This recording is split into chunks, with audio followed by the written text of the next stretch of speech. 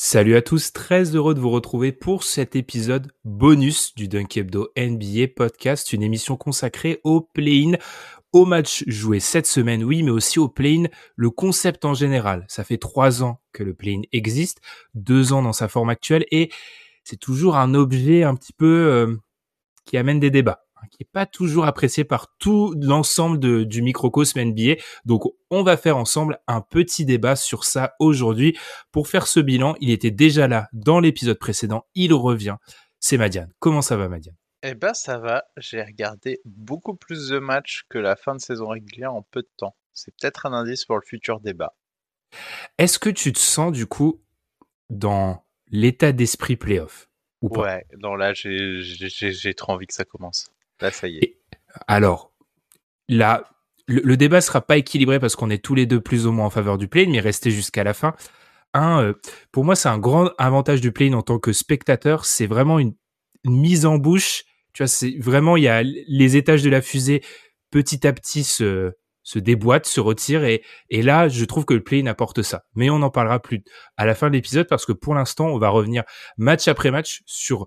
Moi, je le mets au singulier. Moi, Madiane, je dis ce play-in parce que je considère que c'est le tournoi. Je dis pas les play-in. Bref, sur le play-in, on va donc revenir sur chaque match et sur des enseignements pour chaque match avec parfois des équipes qui nous ont surpris dans le bon sens du terme ou dans le mauvais sens du terme. On pense à vous, Hornets. Juste avant ça, on vous rappelle de nous suivre sur Twitter, sur YouTube, où on a atteint les 1000 abonnés, donc on vous remercie, sur Spotify et Apple Podcast, où vous pouvez nous mettre 5 étoiles, mais également sur Acast. Et puis pour ce qui est de la preview, celle que je tease depuis plusieurs semaines, elle arrive très bientôt. Là, c'était un petit épisode bonus pour vous en ce week-end de début de playoff. Alors, on se retrouve juste après la pause pour parler du premier match de ce play-in, Cavs-Nets. À l'occasion des playoffs, le podcast Dunk Hebdo a la chance d'être une nouvelle fois partenaire dans la NBA. Donc profitez du League Pass au prix exceptionnel de 18,99€. Le League Pass, évidemment, l'indispensable pour suivre les playoffs NBA. L'intégralité des matchs en direct et en différé sur toutes les plateformes, sur vos smartphones, sur tablettes, sur ordinateur. Vous pouvez aussi profiter des émissions de NBA TV et d'archives, même si vous voulez par exemple un peu de nostalgie avec d'anciennes finales NBA. Et pour bénéficier de cette offre exceptionnelle, eh bien rendez-vous dans la description du podcast, vous y retrouverez le lien affilié Dunk Hebdo. Pourquoi ce lien, vous me direz ? Eh bien puisque ça permet à la NBA de savoir que c'est grâce au podcast Dunk Hebdo, grâce à nous, que vous avez souscrit au League Pass. Donc c'est gagnant-gagnant, n'hésitez pas. Le League Pass à 18,99€, c'est seulement pendant quelques jours. Utilisez le lien Dunk Hebdo. Les Nets ont donc battu les Cavs 115-108 dans un match où les Cavs n'ont pas mené une seule seconde. Forcément, on est obligé un petit peu de parler de la performance de Kyrie Irving. 34 points, ultra efficace, 12 sur 15 au tir. Kevin Durant l'a bien assisté avec 11 passes décisives et 25 points. Mais Madiane, avec ces Nets-là, on ne va pas se contenter d'une simple performance en play-in. Est-ce que tu es rassuré ? Est-ce que ce que tu as vu, ça te rassure pour la suite, oui ou non? Je suis plus inquiet après ce match qu'avant ce match, ce qui Ah, est pas bon signe.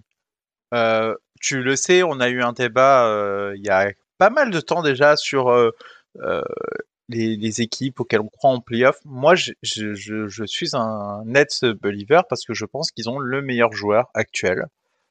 Et que du coup, ça suffit à mes yeux, en plus au vu des évolutions de législation qui ont eu lieu.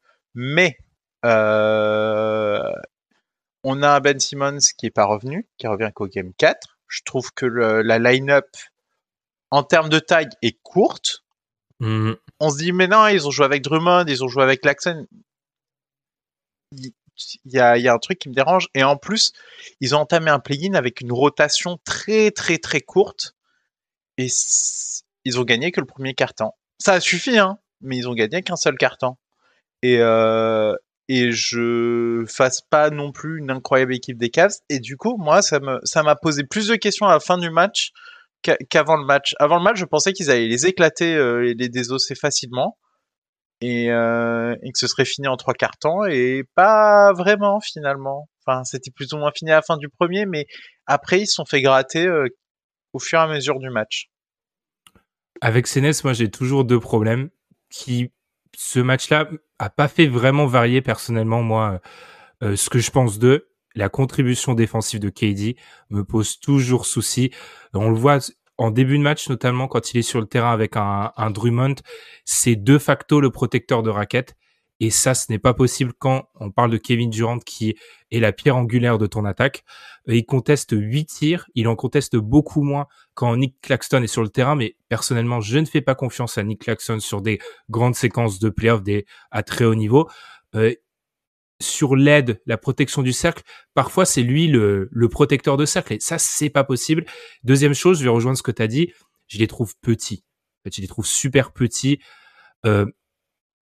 Notamment, je pense à ce trio aligné à un moment par Steve Nash, Patty Mills, Goran Dragic, Kyrie Irving. Ils jouent 5 minutes ensemble.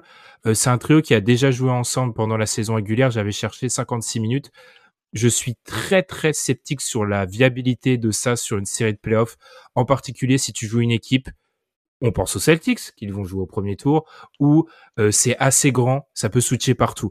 C'est 3 joueurs assez petits, c'est 3 arrières. Donc, est-ce que je suis rassuré? Non. Pour moi, ils ont juste évité l'accident industriel. Mais c'est une équipe qui reste quand même extrêmement fragile, je trouve. Alors, par contre, je sais pas si tu es d'accord avec moi, Madiane, mais moi, j'adhère pas à l'argument « Ah, ils ont eu besoin de Kyrie Irving très fort pour gagner. » On va les uns après les autres, on va énumérer ces matchs de play-in. Les franchise players sont toujours dominants, les superstars, les stars se révèlent. C'est des matchs où ils sont très forts. Pour moi, c'est plutôt l'à côté qui me fait très peur. KD défensivement, je l'ai dit, la taille, le mystère Ben Simmons. Enfin, est-ce que tu continues à parier sur lui? Non, mais Ben Simmons s'est annoncé officiellement, j'ai regardé juste avant l'épisode, retour Game 4. Je le dis, je n'y crois absolument pas. C'est soit il revient, et ça va être pas incroyable, parce que tu peux pas lui demander d'arriver dans un contexte playoff comme ça ex nihilo. C'est pour ça que la plupart des joueurs, quand ils sont blessés de longue durée, bah en fait, ils font l'impasse, parce qu'en fait, c'est difficile d'arriver au milieu de la bataille, mais quand bien même il arriverait, c'est quelle version? On l'a pas vu depuis Hawks Playoff l'an passé. Ça fait un moment. Ça fait un long moment. Moi, du coup, je commence à avoir des doutes sur l'arrivée de Ben Simmons. Et voilà, en termes de taille, tu joues avec 2 joueurs d'1m88, Kyrie Irving et Seth Curry. Et ton joueur à l'aile, il fait Bruce Brown, il fait 1,93. Et tu vois, ça leur a posé sur certaines séquences, ça leur a posé problème. C'est short, c'est très short et typiquement, ben c'est typiquement contre les Celtics, t'as déjà un Jaylen Brown plus haut que ces 3 joueurs. Ça peut te poser des problèmes en fait de switch. Il est bon au panier de Jaylen Brown. On a tendance à le sous-estimer, mais quand je l'avais scouté, je n'ai même plus le nom du format, mais je l'avais scouté très longtemps pour le profil. J'avais bien vu qu'il avait cette capacité-là, mais en fait, t'as un mismatch parce que du coup, Tatum, t'es obligé de mettre KD sur Tatum. Non, parce que si t'en mets un des 3 autres, Jason Tatum, il tire au-dessus. Hein. Ouais, et puis il met 50 points. Donc, 40 à 80% au tir. Comment tu gères Jaylen Brown? Comment tu fais rentrer Patty Mills dans ce match-là? Goran Dragic dans ce match-là? Moi, c'est... Et en plus, ils ont fait une rotation. Ils jouaient contre les Cavs, ils ont fait une rotation à 8. Allez, ouais, c'est à 9. Allez, à 9. On va leur accorder qu'elle était à 9. T'es déjà court, alors qu'on est au play-in. Généralement, tu raccourcis tes rotations au fur et à mesure des playoffs. Mais au début, t'es un peu large. Et là, j'ai l'impression qu'ils n'ont pas la marge que je pensais qu'ils avaient. Ça me... Alors, si ça se trouve, je m'inquiète pour rien et qu'on va avoir plus de joueurs et que on va avoir des contributions à droite à gauche qu'on n'attendait pas. Mais si on prend les contributions contre les Cavs, c'est inquiétant. Qu'est-ce que tu fais, par exemple, si Claxton se fait cibler? C'est pas un joueur mature qui... alors, je sais que c'est un chouchou d'Alan, petite dédicace, mais c'est un joueur que je ciblerais, moi. Parce que c'est un joueur pas très expérimenté, tu peux facilement cibler. André Drummond, il nous a quand même parfois sorti des performances très suspectes. Faut compter sur lui. c'est compliqué. Je suis moyen rassuré par cette équipe d'un seul coup. Alors pour ce qui est du bilan des Cavs, vous comprendrez qu'on le fera après le post-mortem des Cavs, après le match des Hawks. Là, on va y aller de manière chronologique. Et chronologiquement, le deuxième match... Ah, j'avais juste un petit ajout. Juste, tu commences par les Celtics, mais après, c'est les Bucks. Si on suit la logique. Si je me trompe pas. Ils ont un calendrier trop... C'est pour ça qu'on s'étonnait, nous, de les voir toujours ultra favoris à Vegas pour le titre, en fait. C'est parce que le calendrier qui s'offre à eux semble assez compliqué. Bah, en fait, ils sont pas, je trouve, dans la bonne configuration. C'est ça qui me dérange. C'est que t'as les Bucks.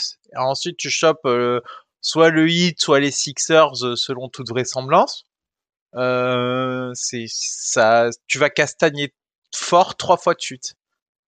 T'as un premier tour, une demi-finale et une finale de conf pas facile. Ensuite, t'as la finale NBA. Et mine de rien, c'est aussi une course d'endurance, les playoffs. Et quand t'es pas dans un endroit facile, ça peut vite devenir compliqué.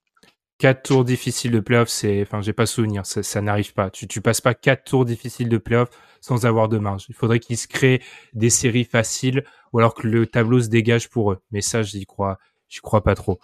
On peut enchaîner sur le Wolves Clippers où les Wolves ont disposé des Clippers 109-104 dans ce qui constituait, je pense, le match le plus important de la carrière de Pat Beverley, qui était complètement déchaîné.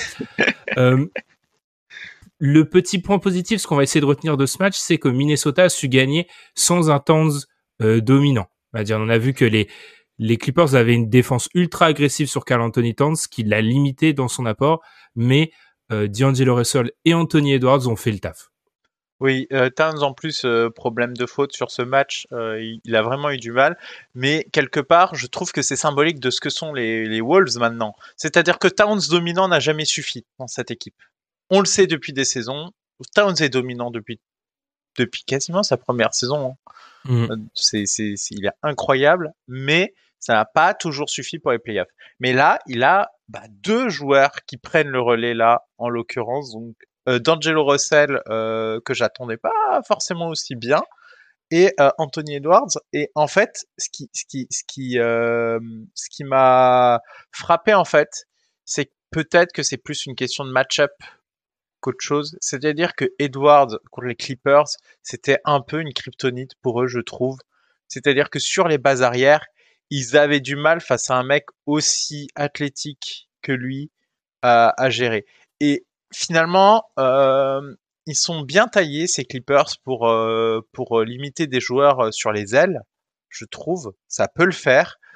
Mais un mec en base arrière aussi rapide et aussi puissant, c'est peut-être ce qu'ils auront du mal, et c'est peut-être quelque chose sur lequel ils devront faire gaffe, parce que en fait ils ont une collection d'ailiers, mais par contre, Reggie Jackson, il défend pas, mais c'est logique. C'est pas ce qu'on lui demande.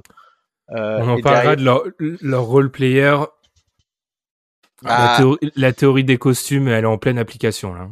Oui, tout à fait. Et vraiment, je trouve qu'ils sont tombés, ils se sont fait allumer par une base arrière, parce qu'en fait, c'est l'endroit où ils ont le point faible. Donc quelque part, j'ai pas été tant surpris que ça qu'ils le perdent celui-là, parce qu'en fait, ils sont tombés face à une équipe qui avait le matériel pour les embêter. Ce qui me gêne encore une fois, et on en reparlera sur leur post-mortem à ces Clippers, c'est encore une fois ce quatrième quart-temps. C'est mine de rien. Tu prends un 31-20 sur le quatrième et tu dois pas le prendre. Enfin, t'es capable normalement d'avoir l'expérience de mieux le gérer que ces jeunes loups qui justement n'ont pas été à ce niveau-là depuis bien longtemps, et je trouve ça très dommageable. On en parlera sur le second match de ces Clippers. Je pense que ça, c'est la conséquence de l'absence de leurs deux franchise players aussi. Par rapport aux Wolves, moi, j'ai été aussi séduit par leur contrôle du match. Tu l'as dit, ils restent jeunes. C'est un groupe inexpérimenté à ce niveau-là de compétition. Ils ont connu les playoffs il y a quelques années. Mais à des moments précis, notamment menés par D'Angelo Russell, je leur ai trouvé les ressources pour toujours peut-être trouver le panier qui permet de ne pas être décroché. Je pense notamment dans les premiers et troisième cartons, il y a un buzzer à chaque fois, et c'est pas juste un buzzer pour la photo, il est à chaque fois très important, de McDaniels et de Malik Beasley pour le troisième, où à chaque fois ça leur permet de ne pas être à plus 7, 8, 9, mais de revenir à 2 possessions par exemple. Et sur des moments très clés comme ça, je les ai trouvés, et j'ai été agréablement surpris de ça, d'être efficaces et même létales parfois. La fin de match, tu l'as dit, ils ont été portés par les deux. On sait que c'est une équipe qui joue pas mal d'ISO, notamment en fin de match. C'est l'équipe NBA qui joue le plus d'ISO en fin de match. Et bah là, c'est un peu la vérité du talent offensif, Madiane, qu'on a retrouvé dans beaucoup de matchs de ces playoffs, c'est-à-dire de ce play-in, pardon. Quand tu as sur le terrain les deux meilleurs joueurs en ISO, bah parce que sur ce match-là, j'estime qu'ils étaient meilleurs que Paul George. Il va pas t'arriver grand-chose en fait. S'ils sont dans un bon jour, on l'a vu sur tous les matchs de ce play-in, hein, au bout d'un moment tu gagnes. Enfin, tu vas gagner. Et pour les Wolves, ça vient clôturer une saison qui a été très bonne. Donc il y a rien à dire, je trouve. Ce match-là, c'est vraiment une équipe des Wolves solide malgré l'absence de ou un match sans de son meilleur joueur. Pas grand-chose à dire. Franchement, bravo à eux. Non, bravo, grand bravo, et ça fait plaisir. Je trouve que ça fait plaisir parce que, mine de rien, ils avaient réussi quelque chose avec Butler, mais Butler a voulu partir, et ça leur a fait perdre pas mal de temps. Il y a aussi le fait qu'ils avaient été obligés de se débarrasser de Lavine pour ça. Donc ça a un peu brisé un noyau qui existait déjà, et ils avaient du mal à retomber sur leurs pattes. Ils font venir D'Angelo Russell, bon, ça améliore pas la situation, mais bon, Towns avait aussi ses soucis à ce moment-là. Là, ils ont l'air d'avoir un petit trio sur lequel on a une base solide, et ça fait plaisir pour eux parce que pas simple cette construction, et mine de rien, ils ont pas fait que des bons choix, mais ils ont aussi un peu subi des situations un peu mauvaises. Seul bémol, et alors c'est un bémol en tant que spectateur pour les deux matchs dont on a parlé, dans ce play-in, Madiane, j'ai énormément de mal à me mettre dans les matchs 7-8. J'arrive pas à me mettre dans les matchs 7-8 parce que j'ai l'impression qu'on est dans un match de classement. Sur le format actuel, le 7 a toujours gagné. Ils sont à 4 victoires, 0 défaites. Et j'ai du mal à me mettre dedans parce que j'ai pas... Un petit peu pour moi, le sel de ce play-in, c'est le match coup près. Et c'est pas un match coup près, celui-ci. J'ai vraiment du mal à me mettre dans le 7-8, contrairement aux autres matchs. Il faudra qu'on en rediscute effectivement sur nos avis sur les play-ins. Peut-être que le format est à rediscuter pour ces aspects-là, pour créer cette dynamique coup près. Eh bien, on peut enchaîner, Madiane, par... Là, j'aurais mettre un petit jingle massacre à la tronçonneuse.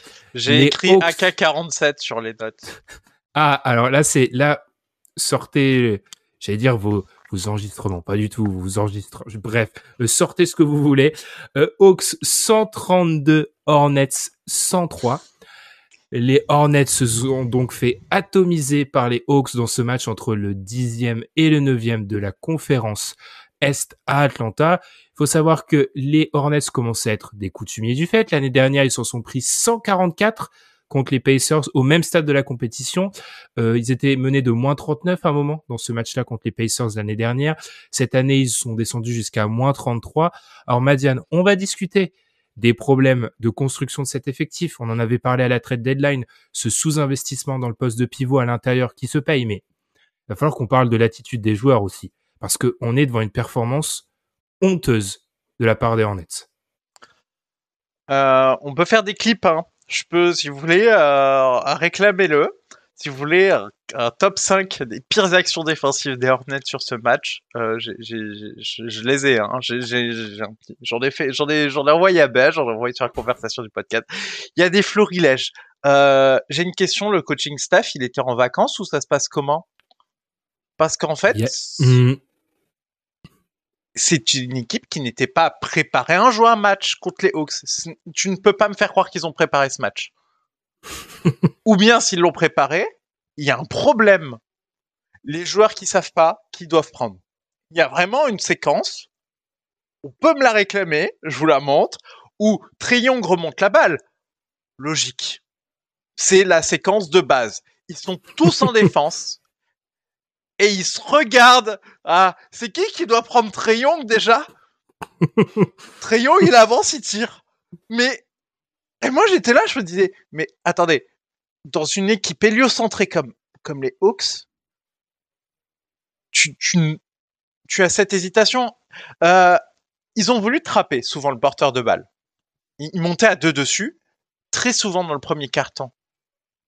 Mais si t'as pas préparé un minimum tes rotations, tu cours à la catastrophe. Et du coup, tu te retrouvais avec 2 transferts de balles et un tir ouvert. Le nombre de tirs ouverts que j'ai vus, c'est grave. Huerter, Gali, ils se retrouvaient tous ouverts à un moment ou à un autre. Il y a une séquence, j'ai envoyé la photo. Il y a les 5 joueurs des Hornets qui sont alignés sur le panier et 2 joueurs des Hawks libres à 3 points. Pas 1, 2. Qu'il y ait un joueur wide open. Possible. 2 joueurs? Il y en avait vraiment 2. Et j'ai vu des trucs. Les mecs, ils suivaient la balle. En fait, c'est ça, ils suivaient la balle. Et pas de rotation. Les mecs qui surveillent pas les joueurs qui sont dans leur dos, qui les suivent pas sur tous les déplacements off-ball. Enfin, vraiment, c'était facile pour Atlanta ce match. C'est honteux à ce niveau. C'est vraiment honteux ce que j'ai vu. Moi, ce qui me choque vraiment, Madiane, c'est on pourrait parier sur l'accident de parcours, tu vois. Bon, allez, c'est un match catastrophe. Mais comme tu l'as dit, ils se prennent pas un barrage. Ils se prennent des réussites adverses parce qu'ils défendent pas. Ils défendent pas. Et ensuite, ça fait 2 fois. J'ai été me regarder des images du match l'année dernière. Ils s'en prennent 144 par les Pacers l'année dernière. Ils se font ouvrir par les Pacers, qui était pas quand même l'attaque la plus flamboyante qu'on avait en NBA l'année dernière. Je veux dire, cette équipe, je la trouve, mais il y a pas de sentiment d'urgence. Il y a pas de sentiment d'urgence. Tu joues ta saison. Ça fait 2 fois qu'ils jouent leur saison sur un match de play-in et un mec comme LaMelo Ball sur le pick and roll, il dort. Mais il dort sur le pick and roll. Mais c'est et là où c'est fou, c'est que en face c'est Trae Young que je critique de manière hebdomadaire, je pense, sur sa défense, etc. Mais Trae Young, il est petit, il est frêle, il a les outils contre lui. LaMelo Ball, il fait 2 mètres, il a les bras immenses, il dort. Miles Bridges, dans l'attitude, c'était pas ça. Enfin, moi, de voir cette performance répétée, c'est inadmissible. C'est vraiment inadmissible ce qu'ils ont réussi à faire. Pour vous donner un petit élément statistique, sorti d'un article de The Ringer, la pire défense NBA cette année, les Rockets, c'est 116 points encaissés sur 100 possessions. Dans ce match de playoff, 116 sur 100 possessions. Dans ce match de playoff, les Hornets étaient à 128. 128. Genre, ils sont pires que la pire défense NBA. Et l'année dernière, ils étaient à 129. Alors, on va y revenir. Je veux bien que l'effectif soit mal construit. Mais dans l'attitude, c'est honteux ce qui se passe. Vraiment. Enfin, je ne peux pas décrire ce genre de performance à ce niveau-là. Réussir à faire passer les Hawks pour une équipe sérieuse, acharnée, je les ai vus jouer les Hawks, moi, cette année, Je peux vous dire qu'il faut se réveiller tôt, Pour faire passer les Hawks pour des Viet Cong sur le sur le champ de bataille, sur le terrain NBA, il faut se réveiller. Ils étaient, mais c'est indigne, vraiment, cette performance. Et pourtant, avec les années, j'ai mis de l'eau dans mon vin. Ça fait plusieurs années que je m'étais pas énervé sur une équipe comme ça, mais c'est... Mais c'est surtout, il y a la répétition de la performance. C'est-à-dire que tu as le droit d'être mauvais, mais être mauvais 2 fois comme ça, c'est ça qui est très dérangeant. C'est des plus 30, Madiane, qui se prennent. Des plus 30 où ils existent pas, 2 ans de suite. Non, mais c'est terrible. C'est-à-dire que même quand il y a un écart de niveau, tu peux faire un truc. Mais là, il y avait rien, en fait. Il y avait rien dans cette équipe. Ils ont contesté moins de la moitié des tirs. Du coup, j'ai le total. Les Hawks ont tiré 94 fois. Seuls 45 de ces tirs étaient contestés. C'est pathétique. On est à moins de la moitié. Non, mais tu te rends compte du niveau ? Moins de la moitié. C'est-à-dire qu'une fois sur 2, les mecs étaient ouverts. Une fois sur 2.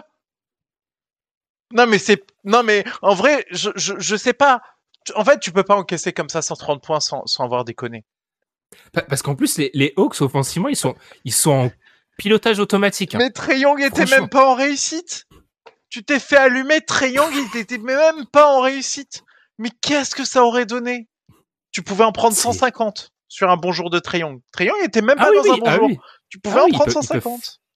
Mais c'est... Et alors, pour peut-être creuser un peu sur les problèmes d'effectifs, oui, Miles Plumlee n'est pas un joueur...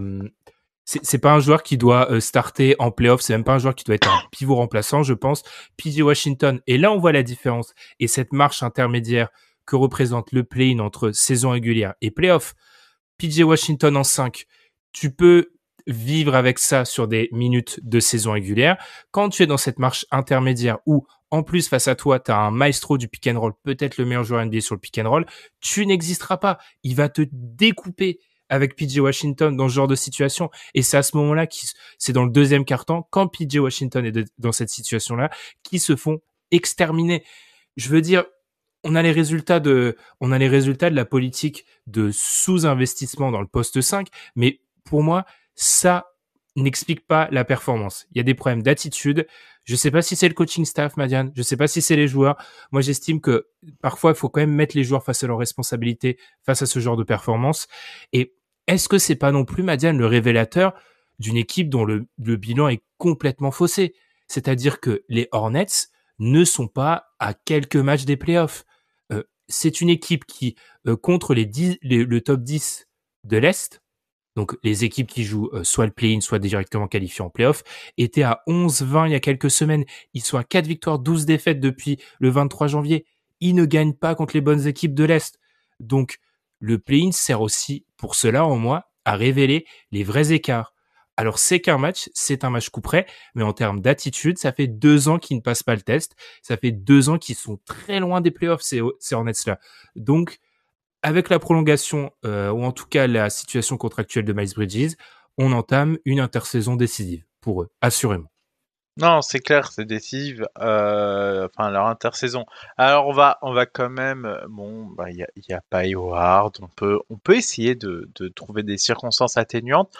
Mais je tiens à insister là-dessus. Ce sur quoi on insiste, c'est que vraiment, il y a la récidive, le manque de préparation et ce qui a été affiché sur le terrain d'un niveau défensif. Vraiment, enfin, je pensais pas voir ça.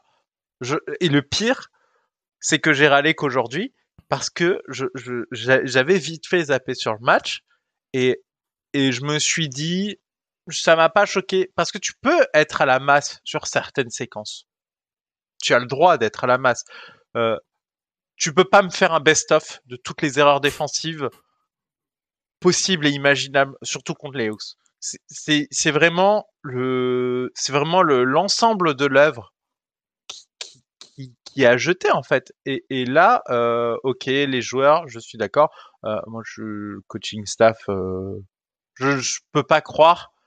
Je peux pas croire que. Ou sinon, moi, je suis Borrego, je fulmine en fait. Parce que soit il les a bien préparés, et les mecs ont fait ce qu'ils voulaient sur le terrain, n'ont pas écouté les consignes, ne savaient pas faire les rotations parce que, comme dit, il y avait une intention. L'intention qui était de monter monter sur le porteur de balle, monter à deux forts, etc. Et je pense que c'était une stratégie anti-Trae Young. C'est Trae Young essayer de lui faire lâcher la balle le plus vite possible. D'accord. Mais on est d'accord, Ben. Si tu fais ça, c'est que tu as bossé toutes les rotations autour pour couvrir. Ce qui, visiblement, soit ils ont fait, soit ils ont oublié. Mais moi, je suis Borrego. Je suis désolé. Donc, ils ont l'air d'avoir bossé ça. Si c'est vraiment ce qu'ils ont bossé, et que les joueurs ont pas... Mais moi, je pète un plomb auprès de mon GM. Enfin, je suis sidéré. C'est vraiment sidérant ce qu'ils ont fait. Surtout, c'est une équipe de leur division. On peut pas nous faire le coup de la surprise. Ils se jouent 4 fois par an. Ils connaissent les Hawks. Mais les Hawks, ce n'est jamais surprenant. Enfin, je veux dire, sur cette année, c'est du 2 victoires, 2 défaites. Enfin, je veux dire, ces deux équipes, elles se sont jouées il y a... alors, il y a quelques jours, elles se sont jouées encore. Enfin, c'est... Alors, je veux bien que les Hawks soient sur une meilleure pente, mais il y a un moment... honnêtement, alors, peut-être certains auditeurs, certaines auditrices peuvent nous trouver durs. c'est une des performances les plus cataclysmiques que j'ai vues à ce niveau de compétition. C'est vraiment scandaleux ce qu'ils ont fait. Vraiment. Et on ne dit pas qu'ils auraient dû gagner. C'est juste pas, tu prends pas 30 points, t'en prends pas 130 dans la tête de cette façon. De cette manière-là. C'est la manière. Ou sinon, tu sais quoi, t'as le droit de prendre 130 et tu peux en prendre 130. Et je n'ai jamais défoncé une équipe qui en a pris 130. Je sais pas, tu joues contre Kyrie Irving, Kevin Durant, les deux sont en feu, t'en prends 130. Gros, je vais rien dire, c'est pas grave. Là, t'as pris 130 parce que t'as laissé des tirs ouverts à tout le monde. Tout le monde a tiré dans un fauteuil. Ils étaient à l'entraînement, les mecs. Et ça, c'est inadmissible. Vraiment, et c'est ça qui me gêne énormément dans ce qu'ils ont fait. Et tu vois, enfin, on va se répéter, donc on va passer sur le Spurs Pelicans. Ce qui est aussi choquant, c'est que t'étais en droit d'attendre une réaction après ce qu'ils avaient fait l'année dernière. Tu vois, 144 contre les Pacers, ok, c'est pour ce jeune effectif-là, c'était le premier match avec un peu d'enjeu. Tu reviens, tu ressors ce genre de performance avec ensuite Miles Bridges qui balance son protège. Enfin, il y a tout acheté. Vraiment, c'est comment ternir une saison qui, dans l'ensemble, déjà était pas réussie 100% pour les Hornets. C'est comment vraiment la balancer. Bref, on va enchaîner sur le Spurs Pelicans. Les Spurs qui sont eux, alors certes, ils perdent 113 à 103, mais c'est l'image d'une équipe. Ok, ils sont largement moins talentueux que les Pelicans.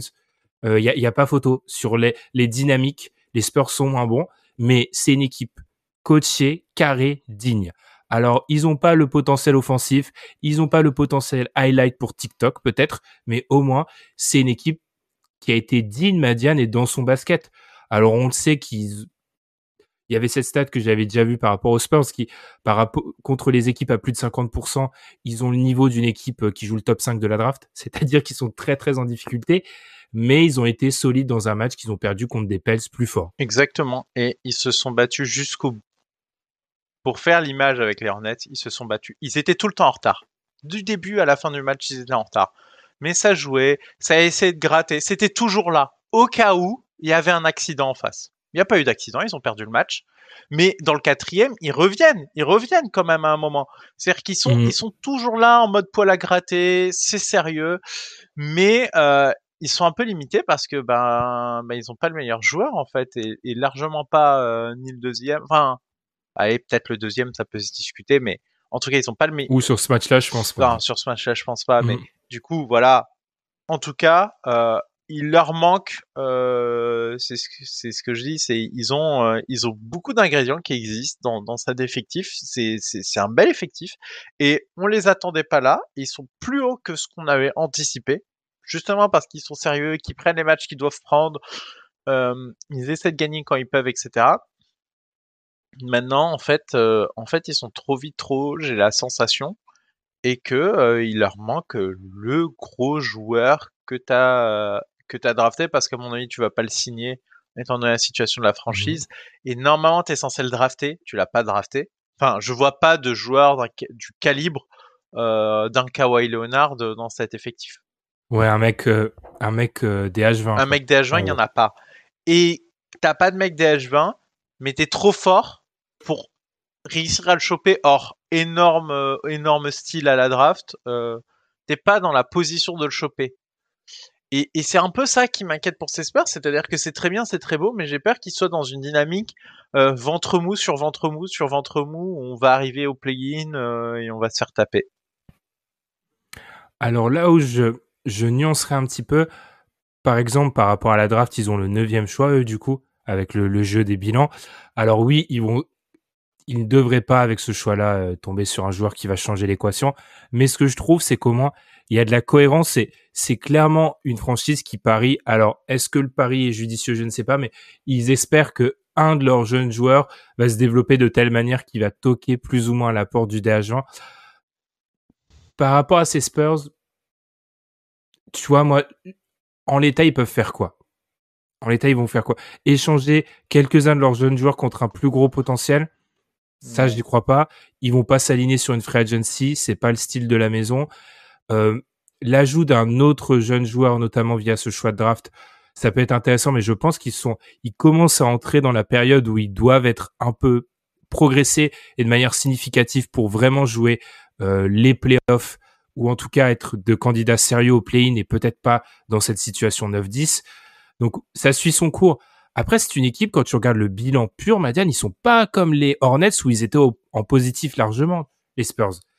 Donc, je reste persuadé que c'est une campagne assez positive pour eux. Je pense qu'ils ont bénéficié de certains accidents, les Lakers en premier, en haut, et du coup, par le jeu des chaises musicales, ils se seront trouvés au play-in, mais il y a un monde où les Spurs sont pas au play-in, on n'est pas choqués, ils font leur petit bonhomme de chemin. Non, mais c'est ce qu'on avait dit par rapport au over-under du début de saison. Ils sont largement au-dessus. Et c'est une très agréable surprise. Et comme dit, en leur faisant jouer ces matchs, en essayant de gagner, mignon, tu crées aussi une culture de non, la défaite, c'est pas acceptable. Non, on veut gagner des matchs. Des fois, il y a des jeunes joueurs qui se développent dans des environnements qui perdent fort. Et c'est difficile en fait derrière de faire le switch. Et t'as besoin du coup de ramener pas mal de vétérans pour ramener un peu cette culture de la victoire. Moi je me souviens qu'à un moment les Suns sur le papier c'était pas si horrible. Ils perdaient énormément. Et même moi au bout d'un moment ça me semblait un peu aberrant parce que je me disais mais quand même ils sont pas mauvais les joueurs. Et c'est en amenant des vétérans qui avaient cette expérience de gagner des matchs qu'ils ont réussi un peu à redresser cette tendance-là. Donc ils sont pas sur cette pente-là. Moi, ce que je dis, c'est l'étape d'après. T'as un roster, t'as beaucoup de choses, etc. Mais comme t'es pas les Clippers, on faisait l'analogie avec les Clippers en off. C'est ce qu'on disait, c'est en fait ils sont un peu dans la situation des Clippers, c'est ils arrivent border playoff. Enfin, du coup, les Clippers c'était allés en playoff, mais bon, là ils sont border playoff avec que des briques et des brocs et sans franchise player. Les Clippers avaient réussi à en signer 2. Eux n'arriveront jamais à faire ça. Donc il faut qu'ils le récupèrent à un moment d'une autre manière s'ils veulent pouvoir rejouer le top. Est-ce que, pour prendre une autre équipe de Kawhi, c'est pas plutôt les Raptors sans Kawhi? Les Raptors jeunes sans Kawhi? Genre, pour moi, là, en fait, c'est la phase embryonnaire des Raptors. Ah, les Raptors, ils avaient quand même toujours un Spicy P dans la besace. Ouais, ils ont. Tu vois, je pense que c'est leur. Fred VanVleet, mine de rien, en termes d'expérience, il avait quelque chose. Kylori était quand même un peu resté. C'est un peu différent quand même comme situation. Ouais, c'est vrai. Après je reste persuadé qu'ils espèrent que le franchise player soit Keldon Johnson ou je sais. Ça sortirait quand même un peu de nulle part. On va se l'avouer. Après, Kawhi est sorti aussi un peu de nulle part. Hein. On l'attendait pas. Après, pour peut-être revenir sur les Pels, même si on parlera plus d'eux dans l'autre match, du coup, ça sera notre 6e et dernier match. Franchement, ça, on fera notre mea culpa sur les Pelicans dans peu de temps. Vraiment, ce match, c'est aussi la preuve de l'importance de la qualité de ton attaque et de ton 1 contre 1. Je l'ai déjà dit, la première mi-temps de CJ McCollum, Brandon Ingram qui réussit à mettre quelques tirs, capacité à j'ai écrit ça dans mes notes du match, capacité à improviser, agir en dehors du script. Quelque chose que j'adore mettre en avant dans cette période, à cette période-là de l'année, capacité d'un joueur à fonctionner quand plus rien ne fonctionne autour de lui et d'agir dans le chaos. Les Spurs sont le contraire du chaos. Tu vois bien que beaucoup de leur système dans ce match-là était bien huilé, mais au moment où le petit décalage qui arrive en saison régulière contre une équipe pas très préparée ne se fait pas, bien tout de suite c'est des shoots très difficiles et ils n'ont pas les joueurs qui ont le talent pour mettre ces shoots difficiles. Et justement, c'était un moment, je regardais les vieux Spurs, pas si vieux, c'était la saison du coup des Warriors, du coup, faut pas que je me trompe, 2015-2016, quand ils ont failli être invaincus à domicile et qu'ils perdent à la toute fin contre les Warriors. Ces Spurs-là étaient très organisés, très forts, très organisés. Et à un moment, c'est balle à Kawhi et Kawhi met le point sur une possession un peu désespérée en bout de chaîne. Et il y avait, tu vois, le petit truc qui fait que hop là, je mets des points supplémentaires et ça se passe mieux. Et en fait, je pense que c'est cette équipe des Spurs et honnêtement à 1-2 joueurs près de devenir d'être playoff validé sûr. C'est-à-dire que je pense que ce qui manque par moment, c'est là ça va pas, je prends un balle ISO 2 points. C'est une capacité qu'ont certains joueurs et il n'y a pas ça dans l'effectif. C'est pas ce qu'ils ont. Et mine de rien, du coup, tu peux enchaîner des petites séries où tu n'arrives pas à mettre de points qui te font très très mal dans les rencontres. Et c'est le facteur déterminant, je le répète, selon moi, de beaucoup de matchs de spleen. On va continuer et on va donc parler du Hawks Cavs cette fois-ci, qui a été remporté par les Hawks. Et ça commence à devenir une habitude parce qu'on en est au 4e affrontement entre 8e et 9e, pardon. Et encore une fois, c'est le 9e qui place. On est à 3 victoires des 9e contre une seule petite victoire des 8e. Donc les Hawks ont battu les Cavs. Madiane, tu es en train de me dire que selon toi, les Hawks seraient pas bons à prendre, mais on va peut-être commencer par parler des Cavs parce qu'on les avait un peu laissés de côté dans le match contre les Nets. Malheureux, quoi. Oui. Un petit peu les perdants du play-in, si on veut. Ils sont courts, légèrement courts sur la fin, et ça suffit pas, mais c'est logique finalement au vu de... C'est une divine surprise de les retrouver à ce niveau, hein. On les attendait pas forcément là. J'avais gueulé sur le contrat d'un pivot connu là-bas pendant très longtemps. Voilà, donc très bonne surprise de les voir à ce niveau. Mais c'est court, c'est encore jeune sur ce type de rencontre, et ça m'a pas tant étonné que ça que les Hawks l'emportent finalement, parce que je trouve que les Hawks sont pas bons à prendre, mais au-delà de ça, il y avait les courbes qui se croisaient en fait.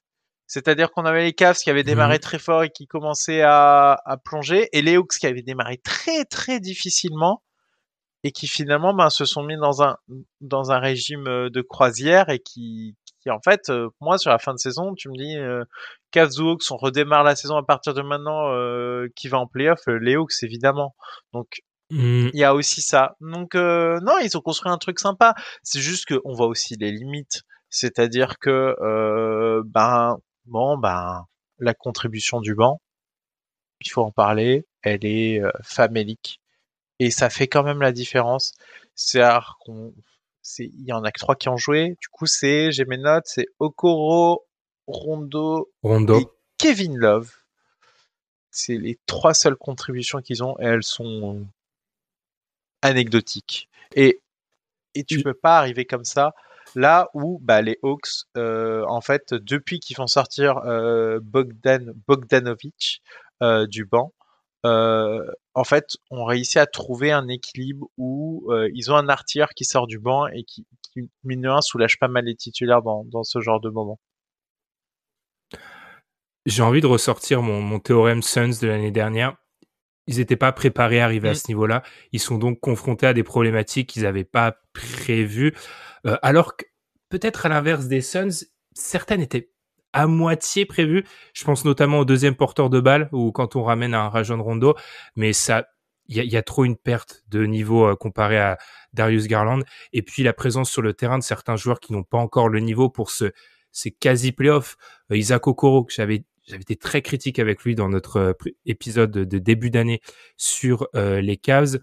Isaac Okoro, c'est du pain béni pour Trae Young quand il rentre sur le terrain. C'est un joueur, alors peut-être oui, il est physique, mais c'est pas une arme vraiment létale encore sur le drive. C'est un shooter pas tellement dangereux sur le spot-up. Donc pour cacher Trae Young, c'est parfait.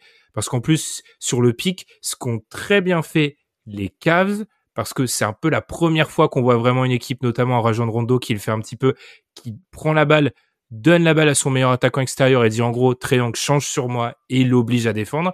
Ça a été fait par séquence, c'était assez bien, mais y a certains joueurs qui permettaient aux Hawks de cacher soit Trae Young, soit certaines de leur petite largesse défensive. Et côté Cavs, la vraie question, elle est offensive, Madiane. Enfin, dernière chose sur la défense, tu peux pas accepter que on switch Trae Young en fusion sur Markkanen tout le 3e et le 4e en fait. Il y a un moment où tu dois dire stop, tu fais ce que tu veux, mais t'arrêtes de switcher constamment et de te prendre des flotteurs de Trae Young jusqu'à ce que ouais, mort mais s'en t'es suive. pas censé non plus jouer longtemps avec Allen, Markkanen et Mobley. C'est des questions d'effectifs aussi. Ça, c'est un gimmick de saison régulière qui marche pas à ce moment-là. Tu peux pas faire ça. Tu peux pas arriver comme ça en fait en playoff. T'as pas de vrai ailier. Hein. T'as pas ça. T'as même pas ça.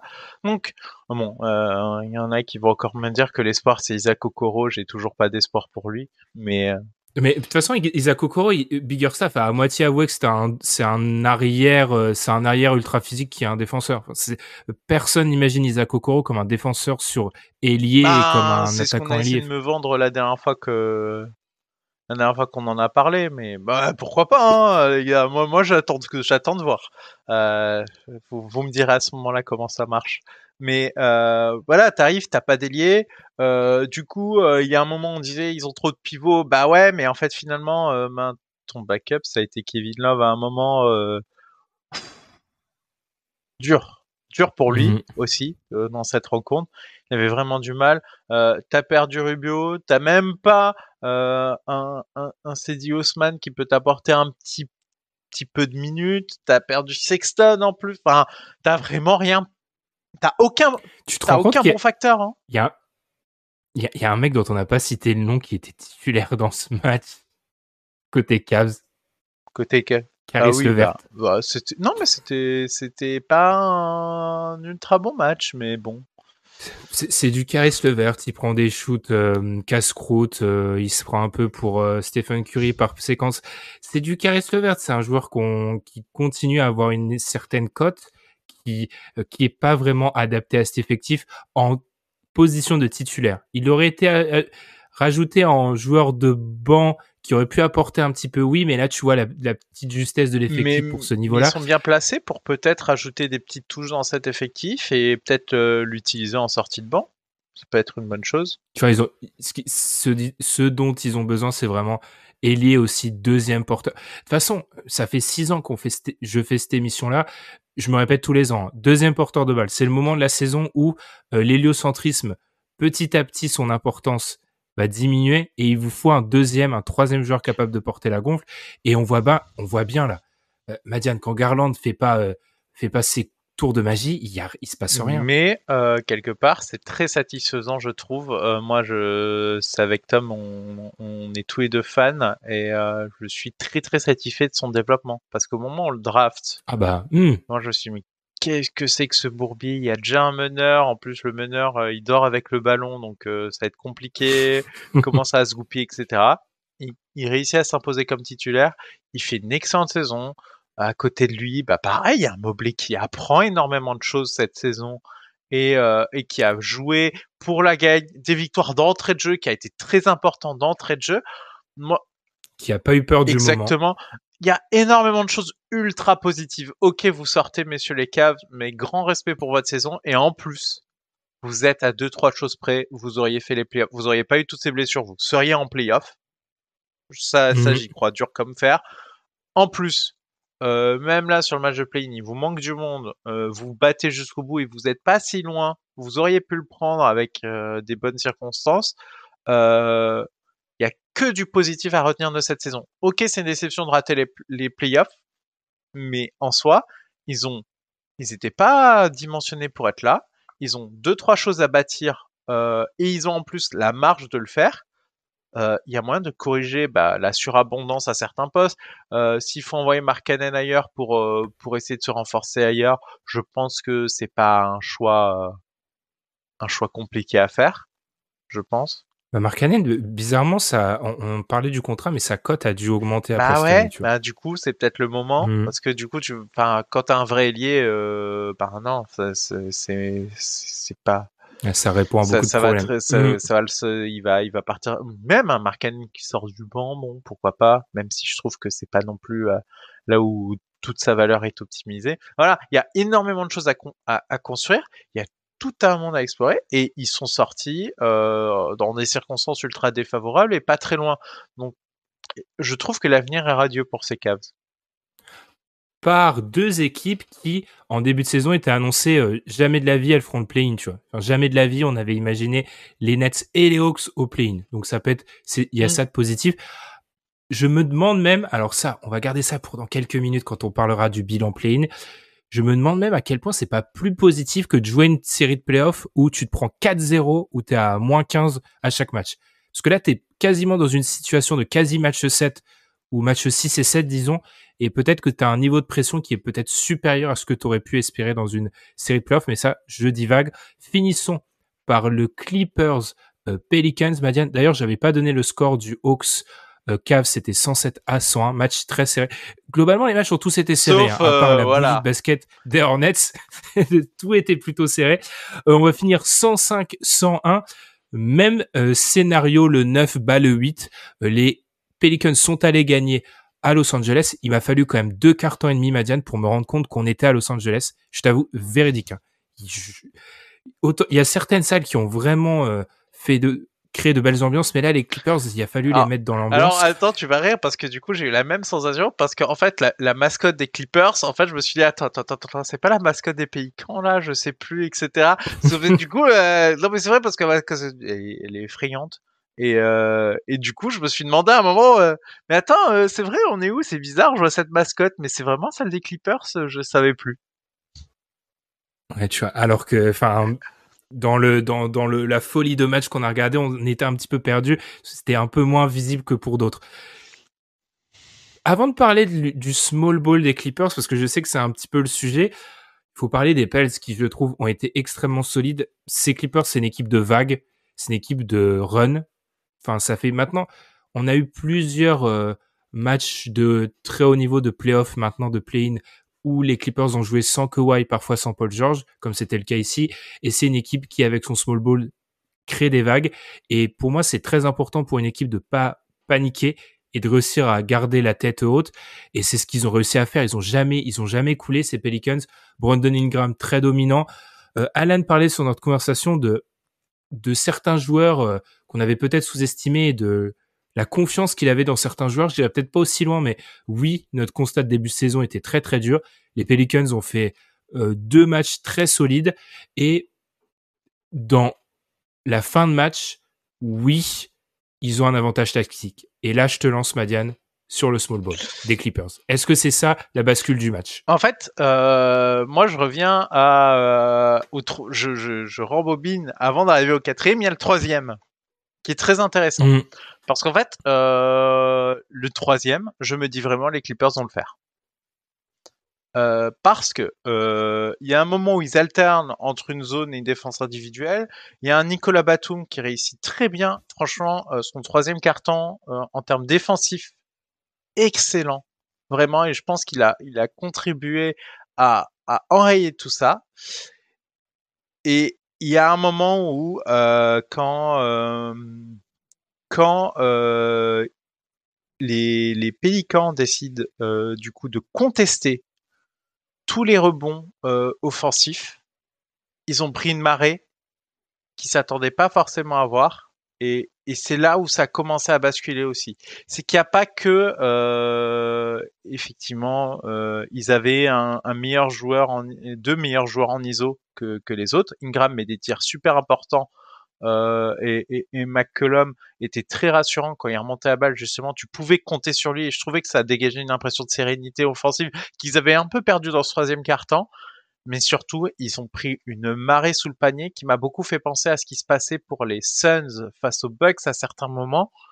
C'est-à-dire que c'est pas forcément les plus grands qui viennent prendre les rebonds, mais en fait, ils arrivaient lancés dans ta raquette et avec beaucoup d'agressivité. Et là, je trouve que tactiquement, ils ont vraiment eu du mal à se réajuster, à essayer de bloquer et que Larry Nance fait un chantier dans la raquette à cause du fait qu'il manque de taille, il joue qu'avec des ailiers et que du coup beaucoup de deuxième chances commencent à tomber et c'est là où la bascule se fait à mes yeux. De toute façon, ce small ball des Clippers, selon moi, je maintiens que je trouve que c'est un small ball qui est alors déjà dans sa version complète, c'est-à-dire pas ce qu'on a vu hier, c'est un small ball qui, je trouve, reste un des plus dangereux de la NBA parce que tout le monde peut mettre dedans, le switch peut être fait de bonne manière. Pour revenir sur ce que t'as pointé du doigt, c'est vrai, ça les rend totalement vulnérables à la prise de rebond par l'adversaire parce que normalement, ils doivent être dans une situation de mathématiques où ils vont marquer c'est un small ball offensif, hein, comme la plupart des small balls, et c'est pas un problème qui se pose, parce qu'ils se disent qu'au jeu des maths, ils vont mettre 2, 3 à chaque fois et l'équipe pourra pas suivre le rythme et c'est souvent ce qui se passe. Donc effectivement, ils ont eu ce problème-là. Ils ont ce problème-là aussi parce que défensivement, Reggie Jackson fait pas 2 bons matchs. Le match contre les Wolves est pas bon, celui-ci est pas bon. Le Marcus Morris, qui d'habitude a moins de responsabilités, là on a plus. Du coup, offensive, donc le résultat se fait payer dans le domaine défensif où il n'a pas été bon. Globalement, c'est des mecs qui, certes, perdent sur le rebond, mais doivent être capables d'apporter un espèce de minima défensif qu'ils n'ont pas apporté. Donc, on voit la limite peut-être du small ball des Clippers dans cette version-là. Je suis pas inquiet dans la bonne version avec Kawhi et Paul George. Oui, mais c'est à voir aussi en termes d'effectifs. Moi, je trouve qu'ils sont quand même très vulnérables quand ils ont un arrière un peu fort en face. Un arrière ou un meneur un peu fort, je les trouve quand même assez vulnérables. Ah, mais ça, c'est ouais. moins vu parce que, mine de rien, McCollum était pas dedans dans ce match. Ils auraient pu prendre plus cher sur un bon jour de McCollum. Ils perdent quand même, alors que on peut débattre. Mais pour moi, c'est le meilleur joueur des Pélicans, de par son expérience. Donc, le meilleur joueur des Pélicans n'était pas vraiment dedans. Et ils ont quand même perdu alors qu'ils attaquaient pile leur faiblesse. C'est pour ça qu'ils réussissent un aussi bon troisième quart-temps, parce que c'est le moment où il n'y a pas vraiment Ingram dans le match, même s'il met quelques tirs, c'est pas son meilleur moment. Offensivement, il commence à être perdu, ils trouvaient pas de solution offensive, et on a bien vu qu'ils avaient littéralement bloqué le jeu. Mais dès lors où ça s'est délité, qu'ils commencent à perdre les rebonds, etc., ils ont pris une marée dans le quatrième qui, à mes yeux, représente plus ce qu'aurait dû être le match. C'est-à-dire que ça a été plus serré que prévu, et le fait qu'ils soient devant au bout de 3/4 temps, ça fait à mes yeux pas sens au vu du niveau maintenant que je pense que les Pélicans ont en réserve avec cet effectif. Sur des séquences, c'est le danger de jouer cette équipe-là des Clippers. Ils pataugeaient un peu les Pélicans, mais moi, j'ai trouvé quand même que la copie était très très solide. Quand même, je trouve que notamment dans le quatrième quart-temps où se fait la bascule, Brandon Ingram met des shoots compliqués. Tu l'as dit, pas seulement peut-être sur les rebonds, mais aussi gratter quelques ballons par-ci par-là. Ce qu'a pu faire Nicolas Batum du côté des Clippers, mais que les Pelicans ont réussi à faire de manière collective.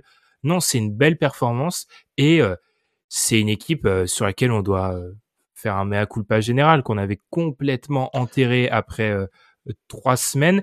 Après, je sais qu'une partie de la team Dunk Hebdo me dit oui, mais c'est pas la même équipe. Je suis d'accord, mais globalement, même si on me dit il trade pour CJ McCollum, moi je les mets top 5 de la draft. Et il y a Herb Jones qui fait une saison rookie folle, il y a Ingram, Valanciunas qui, pas à dire renaît de ses cendres, mais plus ou moins McCollum avait pas connu des dernières semaines simples du côté des Blazers, qui fait le taf. Alors oui, je sais, il y a ça ricane beaucoup, il risque de se faire détruire au premier tour. Ah oui, parce que les Suns, là on passe 14 gammes, mais est-ce qu'ils n'ont pas réussi leur saison en fait, mais je crois que c'est Tom, et je salue sa clairvoyance, donc j'espère que c'est lui qui avait dit au moment du trade McCollum, je pense qu'ils peuvent aller jouer le play-in. Au moment du trade, il me semble que c'est lui dans l'équipe qui avait annoncé ça, et je trouve que c'est clairvoyant. En tout cas, un des membres de l'équipe l'avait annoncé, mais je pense que c'est Tom. Et vraiment, effectivement, quand t'ajoutes un grand gaillard costaud, entre guillemets, c'est pas un grand gaillard costaud, mais c'est une image, c'est-à-dire c'est un fort joueur. Mine de rien, le niveau de plancher de ton équipe s'élève énormément. Des fois, c'est aussi une affaire de t'apportes un mec qui en a vu d'autres, expérimenté, habitué aux grosses joutes dans ton équipe. Mine de rien, ça aide énormément, et c'est souvent quand on a typiquement Jimmy Butler qui arrive dans une autre franchise et d'un seul coup la franchise se transforme, quand on a Chris Paul qui arrive dans une franchise et d'un seul coup la franchise se met à gagner beaucoup, c'est ce qu'apporte quand tu as un mec où c'est pas ses débuts en NBA, le mec il est à son prime physique et son prime d'intelligence de jeu parce qu'il est dans la trentaine. Dans une équipe jeune, en plus. En fait, ça clique parce que t'es jeune. En fait, tu as un guide en fait de comment ça marche. Et en fait, si tu mets que des jeunes entre des jeunes, moi j'ai toujours critiqué cette façon de faire des reconstructions parce que moi je trouve qu'il n'y a pas ce guide qui explique au mec comment ça se passe. Et si à la limite, si t'as un énorme coaching staff qui sert énormément, un peu ce que peuvent faire les Spurs justement, où je trouve que mais c'est un peu différent, mais où ils sont quand même pas mal guidés par le coaching staff pour progresser.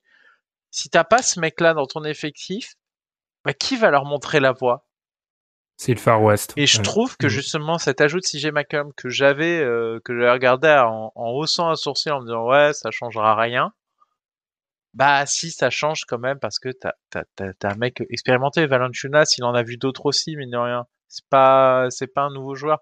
Donc je trouve que ça apporte dans des équipes de jeunes et c'est peut-être la façon de voir les choses, c'est de te dire, ok, j'ai des jeunes, ça clique pas mal cette année. Ok, on prend un mec expérimenté qui sait ce qui se passe dans une opportunité, parce que c'était une opportunité. CJ McCollum, on s'attendait pas à ce que ça éclate et c'est une opportunité. Bah, tu prends l'opportunité, tu fais un step up. Ça peut aller vite comme ça et je trouve ça extrêmement intéressant que les Pélicans montent cette voie et j'espère que d'autres équipes pourront leur emboîter le pas, notamment certaines qui n'ont pas vu les playoffs depuis très longtemps. Eh bien, tu parles playoff, tu parles play-in. Après pratiquement 1 heure de podcast, on va donc tirer un bilan de ce play-in, donc 2022, après celui de 2021 et celui de 2020, un peu différent dans la bulle. On a vu ça l'année dernière, on voit ça cette année. Beaucoup de voix s'élèvent pour se dire, bah, c'est pas normal, notamment que les Clippers aient à jouer contre les Pels, donc le dernier match dont on a parlé, pour se qualifier en playoff au vu de leur saison régulière. Ils méritaient, j'ai beaucoup insisté, ce verbe est souvent répété, hein, mériter, que ça soit dans sa version française ou américaine, tous les tweets américains mettaient they deserve, ok. Mais Madiane, est-ce on en pense quoi nous du coup du play-in après une semaine à ne regarder que ça? Alors, du coup, on en a parlé en off, du coup, on a fait le compte. Hier, entre 4h et 6h du matin, il y avait 6 membres du podcast pleinement éveillés en train de regarder les matchs.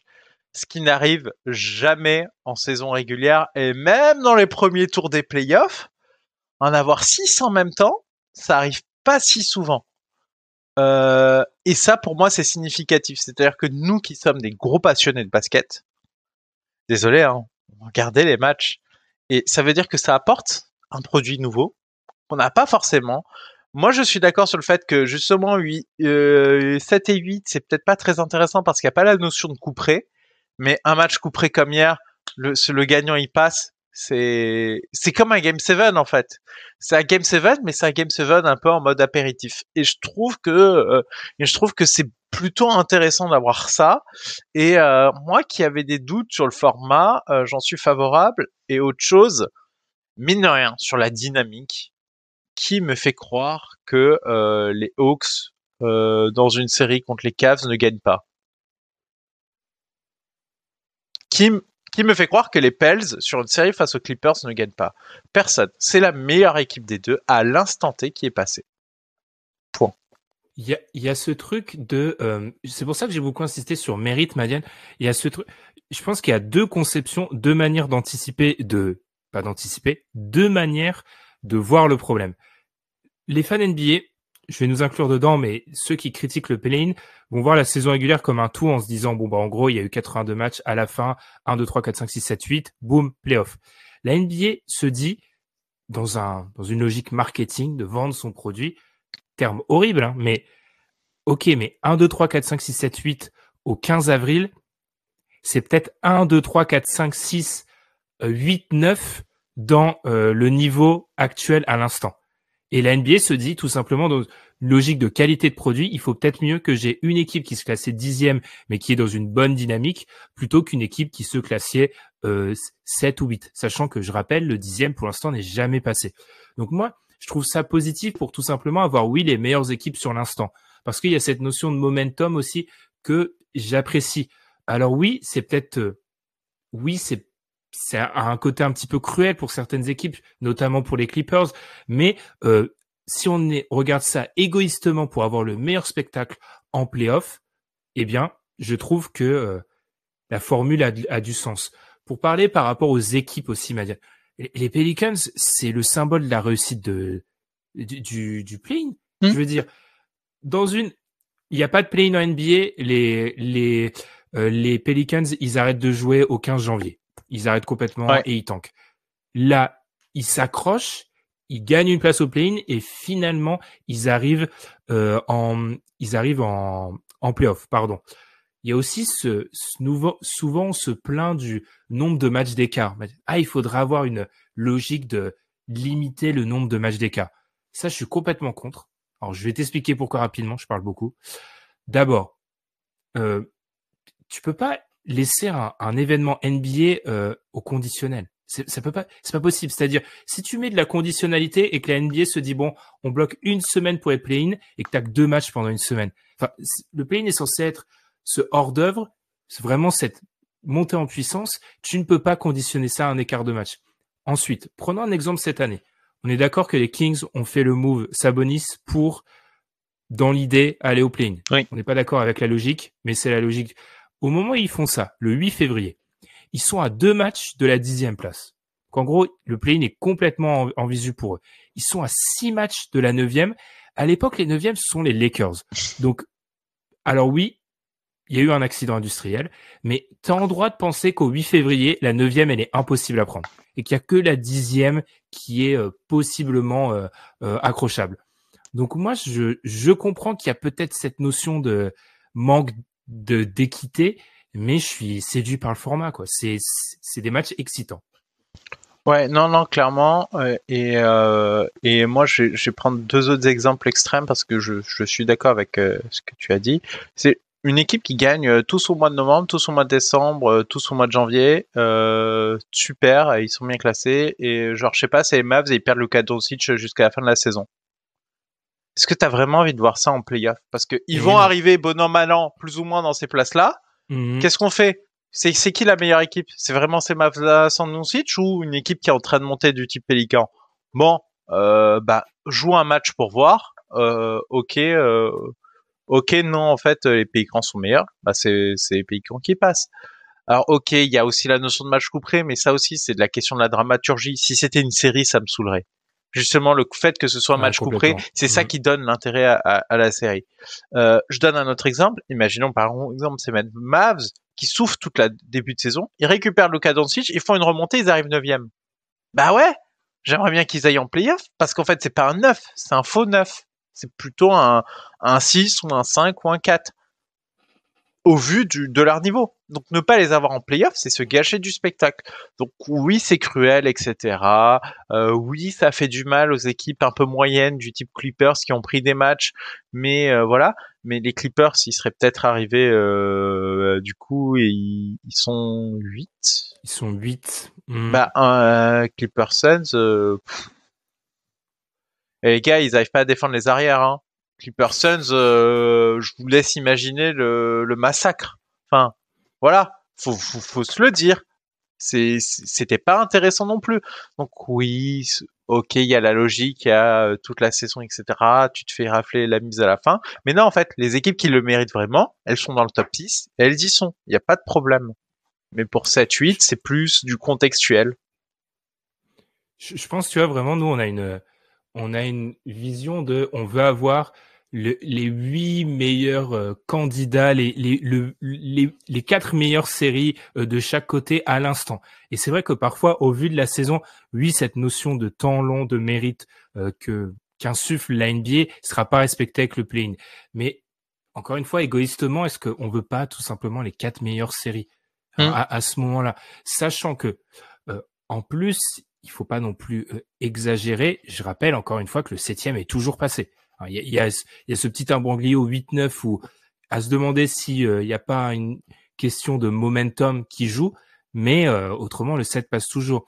Et puis je trouve que ça crée vraiment un pont entre la saison régulière et les playoffs, là où parfois, moi je m'en rappelle, il y a quelques années, quand on préparait les émissions pour les playoffs, t'as comme une déconnexion en fait.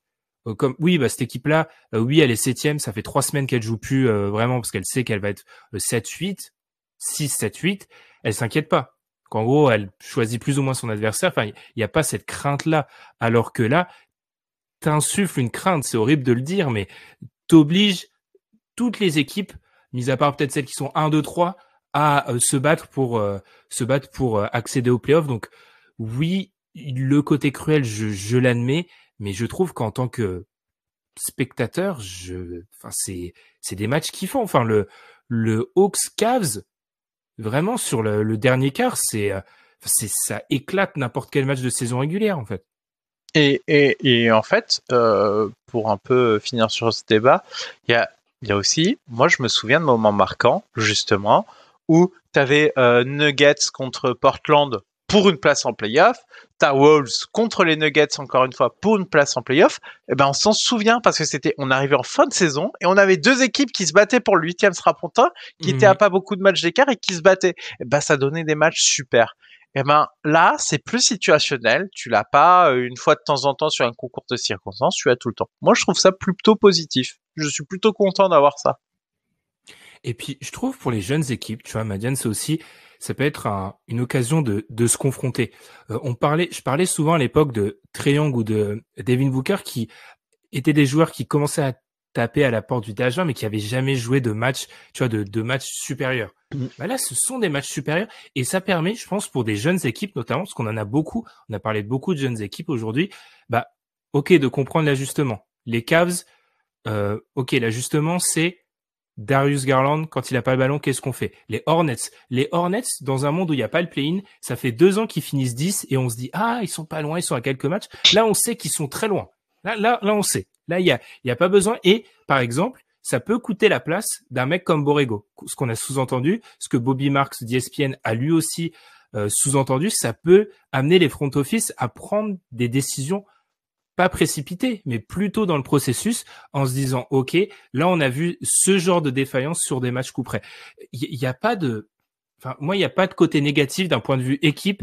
Quand tu es une jeune équipe en construction, alors si tu as été 7-8 avec beaucoup d'avance, tu peux le regretter, mais d'avoir ce genre de match qui t'apporte de l'expérience, les Spurs, ça fait 2 fois qu'ils perdent au play-in, OK, mais pour des mecs de l'effectif des Spurs, des jeunes joueurs, c'est des matchs qui n'auraient pas connu s'il n'y avait pas ce genre de d'échéance. Donc moi je suis séduit. Après il faudra on écoutera et on lira sur Twitter vos avis divergents, mais moi je suis séduit.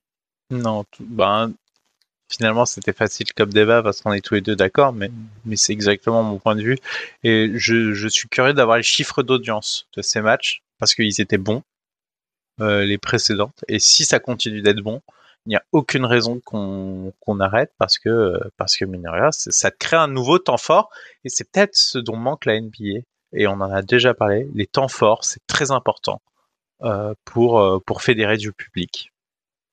C'est le vice-président de la NBA qui expliquait on va revoir la manière dont on va le faire. Il y a une interview il y a quelques jours parce que bien évidemment il y avait des plaintes ou en tout cas des critiques par rapport au sort d'équipes comme les Cavs ou les Clippers. Moi, Mathiane, je vois pas ce qu'ils peuvent changer, en fait. Ils peuvent, on l'a dit, le 7 passe tout le temps. Ils peuvent pas faire passer le 7 automatiquement parce que le 8 peut pas se retrouver à jouer une équipe qui a joué déjà un match et qui aura un petit momentum. Tu peux pas ensuite dire, comme c'était le cas dans la bulle, bon, bah, 8-9, le 8, s'il gagne le premier, ça passe. Sinon, si c'est le 9, il y aura un deuxième match. Niveau calendrier logistique, ça n'existe pas, ça. Ouais. Donc, ou une mini poule, enfin, où tout le monde se joue, mais tu as un avantage de match prédéterminé, ce qui fait que tu peux.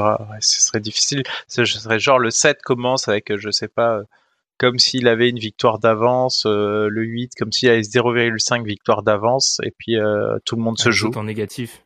Et tout le monde se joue. Sachant que là, ça ferait 3 matchs, donc ça serait short pour le classer en une semaine, tu vois. Parce qu'il y a aussi la problématique tu peux pas laisser les autres équipes en vacances pendant 15 jours. Non, c'est ça. Mais bon, on peut plancher sur des solutions, mais là, typiquement, là, t'es sur 3 matchs, c'est une semaine. Donc, faut trouver un moyen de le caler. Alors que bon, là, dans le format actuel, le 7, c'est toujours qualifié. Le 7, en plus, il y a 2 balles dans son chargeur. À domicile. Ouais, à domicile. Pour qu'un 7 ne se qualifie pas. Et puis, en vrai, je trouve que le risque en va à la chandelle parce que, mine de rien, je suis désolé, les Nets, ils ont pu se lancer dans ce match, dans ce genre de configuration. Et moi, en tant qu'observateur, j'ai déjà vu des failles, mais je pense que le coaching staff en a peut-être déjà vu. Et c'est déjà qu'il doit bosser dessus. Donc, c'est pas tant un désavantage de ça que jouer. Je trouve que même c'est même un avantage. T'as joué un petit match coup près que t'as passé. Ça t'a lancé le truc et t'as pu voir aussi dans des rotations courtes, dans un format un peu plus playoff, qu'est-ce qui peut t'arriver, comment tu peux réagir. Ça te permet d'anticiper la future série. Sachant, encore une fois, j'expliquais, les années précédentes, t'avais vraiment un coup d'accélérateur violent, là où avec la fin de saison et avec le play-in, c'est plus progressif. On est séduit, Madiane. Je pense qu'on n'a pas grand-chose à rajouter. Peut-être, oui, est-ce qu'il faut remanier la formule? Peut-être. Moi, je maintiens que cette idée de match, de conditionnalité au nombre de matchs, c'est impossible. Enfin, ça n'existe pas. Ça a été mis en place dans la bulle parce que c'était la bulle. Il n'y avait pas de questions logistiques, de déplacement, etc. Si là, tu peux même pas prévoir le nombre de matchs qu'il y aura dans la semaine, je veux dire, c'est pas pareil. Les gens vont parler des playoffs, je pense. C'est pas pareil les playoffs parce que tu sais que quand une série s'arrête, dès qu'une autre s'arrête, il y aura toujours quelqu'un qui jouera pour la NBA. T'imagines la NBA a un blanc de 4 jours avant les playoffs pour les audiences, etc. Ouais. Ce serait vraiment mauvais. C'est beaucoup trop mauvais. Donc, on va conclure là-dessus. Ce qui était bien pour un épisode qu'on s'est dit, allez, rapide, 45 minutes, on atteint l'heure et quart bientôt. Donc, on vous remercie de nous avoir écoutés.